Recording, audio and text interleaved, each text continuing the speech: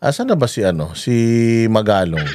O ano ko lang 'to, speaking of, ang yayabang nung mga taga diyan, sa Congress kung makapaghamon.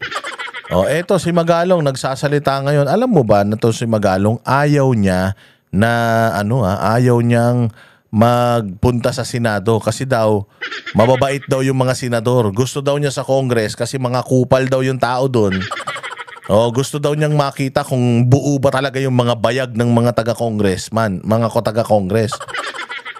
Kasi tatakot-takutin nila 'to si Magalong. Putang ina niyan, general 'to, pulis 'to. Ang dami ng laban na sinurvive nito, tapos tatakot-takutin nyo lang. Pinahirapan sa PMA to, tapos tatakot-takutin nyo lang. Sino ba kayo? Di ba? Magalong, anong masasabi mo? Hindi kinailan ni Mayor Magalong na mas komportable siyang magbigay linaw sa House of Representatives. Ayon sa alkalde, bagamat marami ang nag-advise na sa Senado na lamang siya dumalo, mas nakikita niyang mas makabubuti na humarap sa Kamara. Alam mo, marami nagsasabi sa akin na nag-advise sa akin na pag sakaling nagkaroon ng hearing, doon na lang ako sa Senate pupunta.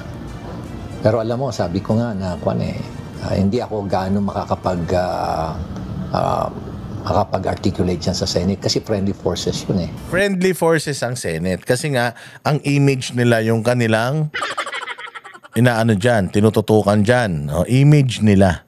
Kaya mapakita mo yung mga tanong nila sa Diskaya hindi tungkol doon sa flood control. Kaya nga nadismaya ako sa Senate tungkol actually. Alam mo, maganda sana ang Congress yung hearing nila, mas mas no holds barred Kasi nga walang reputasyon na pinangangalagaan yung mga kongresista. Pwede silang mangurat, mangbaboy Kasi nga distrito naman sila Sa buong Pilipinas wala naman silang pakialam kahit magalit sa kanila yung buong Pilipinas Basta importante mabango sila sa distrito nila mabango sila sa distrito nila pag marami silang proyekto. Kahit anong paninira ng media, basta marami silang proyekto, iboboto sila sa mga distrito nila. So pwede nilang talagang puntahan yung mga gusto nilang puntahan ng wala silang pakialam dahil hindi apektado yung mga constituents nila. Kaya lang problema kasi sa Congress, yung mga namumuno doon sa mga hearing, alam mo na ang direksyon, itutok lahat yung missile nila sa mga Duterte. Na ang agenda nila, sirain lang yung mga Duterte. Yun lang ang problema nila Pero sa totoo lang, katulad ng sinasabi ni Magalong, maganda sa Congress sana kung matino yung mga committee chairman kaya lang wala Pero tingnan mo yung tapang ni Magalong, 'di ba? Kung saan may gera, doon niya gusto. Mas mabuti siguro na pumunta ako doon sa House kasi nandun yung controversial issue. At kung sakaling nagkasabay nga, doon ako sa House pupunta. Nakahanda kami na humarap dyan. At ulitin ko yung sinabi ko, kaya ako gustong pumunta sa House kasi doon naman talaga yung gera. Kaya kung saan ang gera, doon kami dapat pumunta. Iginit pa niya na mas makakapag-articulate siya sa House kung saan nakapaloob ang mga mainit na usapin. Kaugnay nito, nilinaw ni Magalong na hanggang ngayon ay wala pa siyang natatanggap na formal na impormasyon mula sa Malacanang. Partikular dito ang isyu ng pagkakasama umano niya sa isang independent commission na siyang magsisilbing investigador. Very receptive siya. At the same time, talagang good listener siya. Nakikinig siya talaga. At na-impress naman ako dun sa kanyang determinasyon at conviction. At the same time, yung kanyang commitment talagang i-address talaga itong corruption na nangyayari, especially sa infrastructure projects. Hindi ko alam kung yun ang nagkaroon ng impression sa kanya, kaya niya ako siguro kinukonsider dyan sa commission. I haven't received anything yet at the moment. Hindi ko rin alam kung kasama ako dyan sa commission na yan. Subalit naniniwala ang alkalde na makakatulong ng malaki ang pagbuo ng isang independent commission upang mawala ang anumang pagdududa sa kakalabasang resulta. Ayon kay Magalong, kung mga credible at kilalang individual ang mamumuno dito, mas maniniwala ang publiko sa magiging rekomendasyon ng grupo. Siguro nakita niya talaga yung wisdom na talagang dapat maging independent yung body na Ingat ka lang. Magalong, ingat ka. Baka mamaya pati ikaw mabudol Alam mo naman, mambubudol yung tao na yan. Iba yung sinasabi niya, iba yung action niya. Nakita niyo yung ginawa niyan kay Pangulong Duterte. Ang ginawa niyan kay Pangulong Duterte, sabi hindi daw makikipag-cooperate sa ICC. Pero biglang pinadala si Pangulong Duterte doon. So Magalong, ingat ka. Huwag kang magpapalansi. Sabi ko nga sa'yo, mas masahol pa sa satanas yan si Bongbong Marcos. Wala nang pagbabago yan. Ang tatay niyan, demonyo. Hindi naman magsisilang ng santo yung tatay at saka nanay niyan. Yung nanay, plunderer. Ano yung nanay niyan guilty sa plunder Yung tatay naman yan, sa history ng buong mundo, siyang pinakamalaking ninakaw na pera sa gobyerno. Ine-expect mo magkakaroon ng anak na Santo Niño yan? Yan si Imelda tsaka si Marcos Sr. Kaya yung anak niyan mas demonyo pa, kaya mag-ingat ka dyan. Baka mamaya ilaglag ka niyan sa balon. Yung pala kasama mo sila wag ka na magpaalam sa pamilya mo.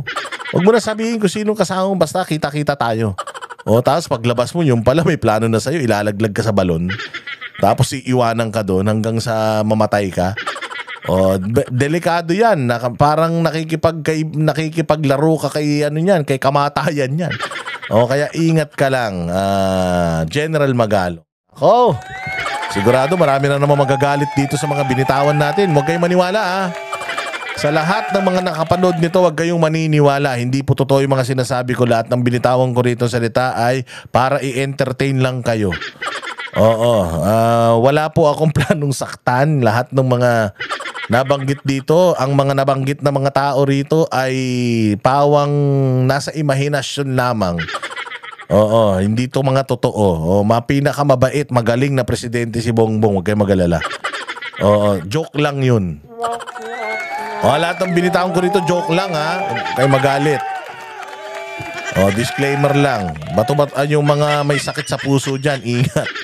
Kita-kits mga bossing, mabuhay kayo. At maraming salamat sa nag-like, nag-share, nag-subscribe. Ipagpatuloy po natin yung suporta sa lahat ng mga vloggers na nagpapakita ng suporta laban sa katiwalian. Magandang gabi po. Kami ang boses ng masa, hindi natatakot. Katotohanan lang, di kami nalulunod. Walang bahid ng sismis, lahat ay totoo. Kahit sino ka pa, pag mali ka babanatan ka. Walang pinipili kulay, wala kaming kinikilingan. Basta para sa bayan, kami lalaban. Pag tama palapakan, pag mali banatan. Di matitinag, di matatakot, para sa bayan tuloy ang sigaw. Sa harap ng kamera, walang halong takot. Mga baluktot, lahat kayo'y tutumba. Ang hustisya at totoo, yun lang ang mahalaga. Kahit sinong harang, di kami matitinag. Walang pinipiling kulay, wala kaming kinikilingan. Basta para sa bayan, kami lalaban. Pag tama palapakan, pag mali banatan. Di matitinag, di matatakot, para sa bayan tuloy ang sigaw. Kung nasa tama ka, ikaw ay aming kasama. Pero pag mali ka, handa ka na bang mabasag? Banateros kami, walang inuunan. Dahil bayan muna, bago ang sarili.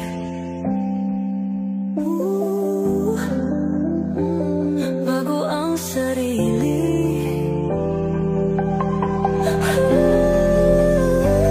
Pag tama palapakan, pag mali banatan.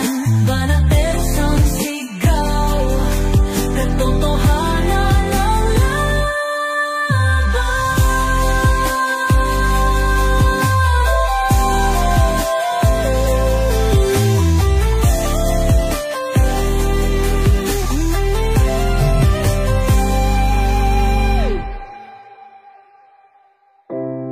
sa harap ng kamera.